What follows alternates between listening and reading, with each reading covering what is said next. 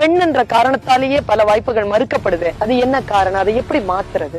இது போராடி பிரயோஜனம் இல்லை. இப்ப நம்ம வீட்டுல எல்லாம் நாம சின்ன குழந்தையா இருக்கிறப்போ நம்ம அக்கா தங்கச்சியா இருந்தா யார் நாம வா போன்னு அவர் கூப்பிட முடியாது, வாமான் தான் கூப்பிடணும்.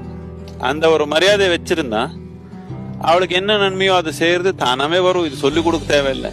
வெறும் பொருளாதாரமே சமூகத்துல எல்லாத்துக்கும் முக்கியமானது எப்போ நாங்க உறுதிப்படுத்திட்டோம் அப்போ ஆண் தன்மைக்கு தான் இம்பார்ட்டன்ஸ் இருக்கும்.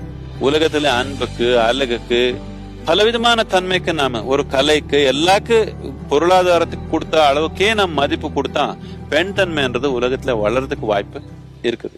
நானு இவர் கோயம்புத்தூர்ல பெரிய ஆளு சொன்னா நீங்க என்ன நினைக்கிறீங்க? முக்கியமா பணக்காரான்னு நினைக்கிறீங்க. நம்ம மனநிலை இப்படி ஆயிடுச்சு, நம்ம சமூக சூழ்நிலை இப்படி ஆயிடுச்சு. இந்த ஒரு கலாச்சாரத்துல முதல்ல இப்படி கிடையாது. இப்போ ராஜனா இருந்தாலே ஒரு ஆச்சாரியம் ஒரு டீச்சர் வந்தா போய் காலில் கும்பிடுக்குவோம்.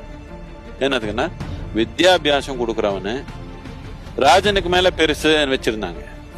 எதுக்குன்னா பெண் தன்மை. இது எல்லாமே ஒரு கலை இசை இது எல்லாமே பெண் தன்மை.